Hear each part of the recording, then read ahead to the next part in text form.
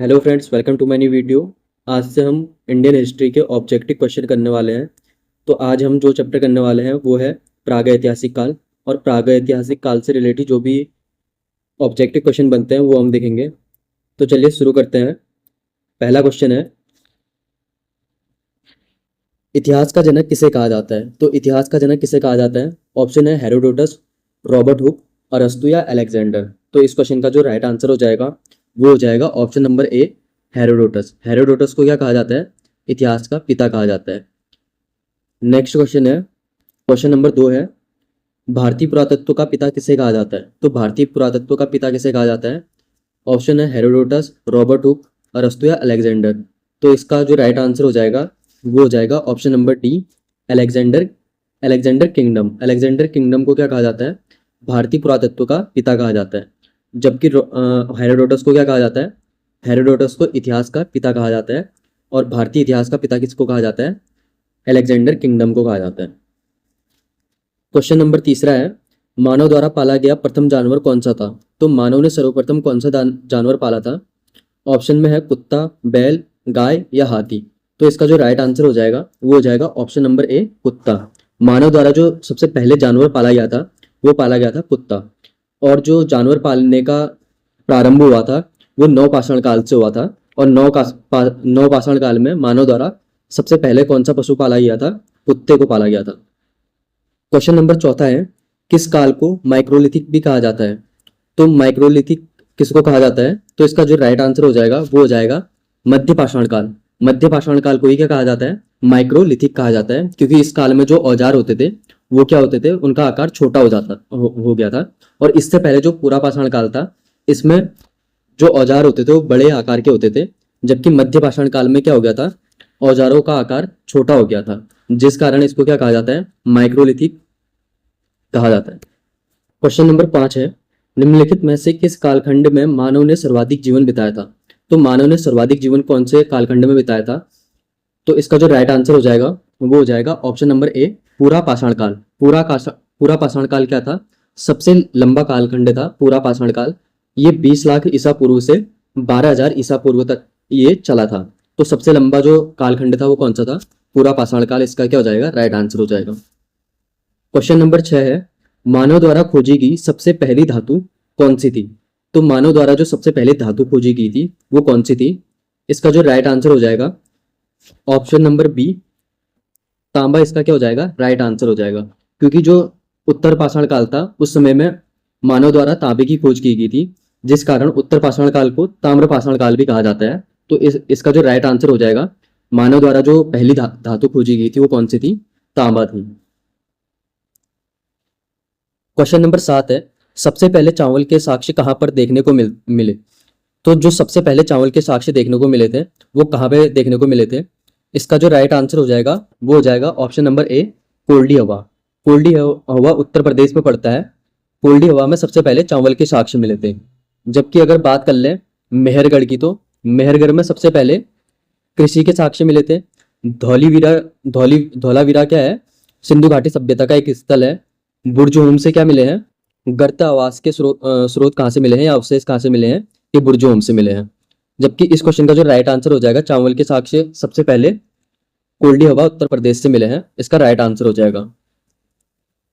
Question number 8 है, आग का आविष्कार किस काल में हुआ?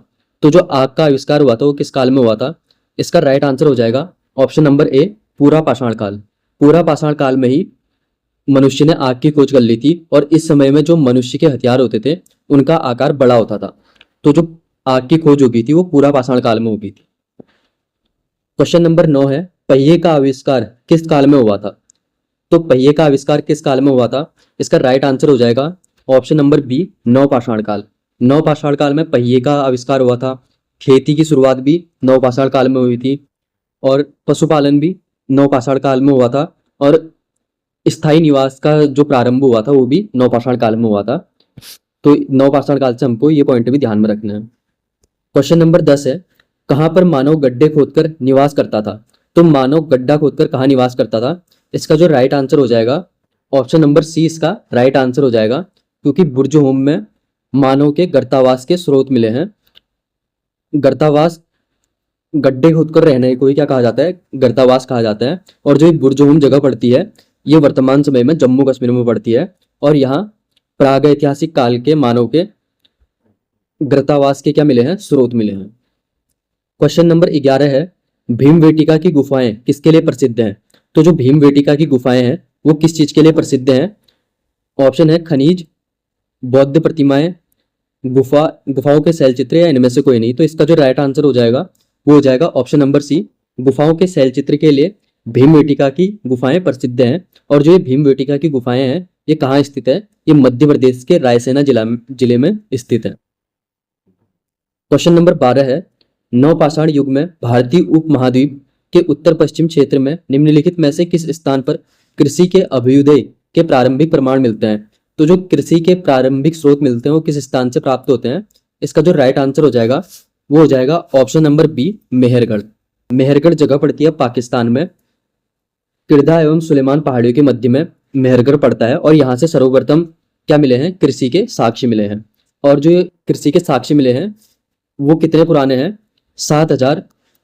7,000 बिफोर क्राइस्ट इसके क्या है, स्रोत मिले हैं।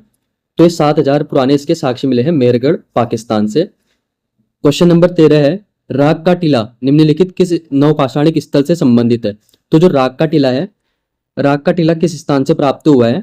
इसका जो राइट आंसर हो जाएगा वो हो जाएगा ऑप्शन नंबर बी, सगनकल्लू। सगनकल्लू नामक स्थान वर्तमान समय में कर्नाटक के मैसूर के पास में स्थित है। यहाँ से क्या प्राप्त हुआ है? राग का टीला प्राप्त हुआ है। और जैसे राग का टीला सगनकल्लू से प्राप्त हुआ है वैसे ही मोहनजोदड़ो से क्या प्राप्त हुआ है? मृतकों का टीला। लेकिन जो मोहनजोदड़ो है वो सिंधु घाटी सभ्यता से रिलेटिव है, लेकिन जो हम सगनकल्लू पढ़ रहे हैं ये प्रागैतिहासिक काल से संबंधित है। तो जो राग का टीला हमको प्राप्त हुआ है वो सगनकल्लू से मिला है, जबकि जो मृतकों का टीला प्राप्त हुआ है वो मोहनजोदड़ो से प्राप्त हुआ है। क्वेश्चन नंबर 14 है, भीमवेटिका किसके लिए प्रसिद्ध है? तो जो भीमवेटिका है वो किसके लिए प्रसिद्ध है? इसका राइट आंसर हो जाएगा ऑप्शन नंबर ए, गुफाओं के शैलचित्र के लिए भीमवेटिका प्रसिद्ध है। भीमवेटिका वर्तमान समय में मध्य प्रदेश के रायसेना जिले में पड़ती है और यहाँ से प्रागैतिहासिक काल के चित्र मिले हैं। तो ये भीमवेटिका गुफाओं के लिए प्रसिद्ध है। क्वेश्चन नंबर 15 है, रॉबर्ट ब्रूसफुट थे। तो जो रॉबर्ट ब्रूसफुट थे वो क्या थे? इसका राइट आंसर हो जाएगा ऑप्शन नंबर ए, भूगर्भ वैज्ञानिक। रॉबर्ट ब्रूसफुट एक भूगर्भ वैज्ञानिक थे और भूमि सर्वेक्षण के दौरान ही इनको प्रागैतिहासिक काल के अवशेष प्राप्त हुए थे। तो जो भारत में प्रागैतिहासिक काल के जो अवशेष प्राप्त हुए थे वो किसको प्राप्त हुए थे? रॉबर्ट ब्रूसफुट को प्राप्त हुए थे। और ये क्या थे? एक भूगर्भ वैज्ञानिक थे।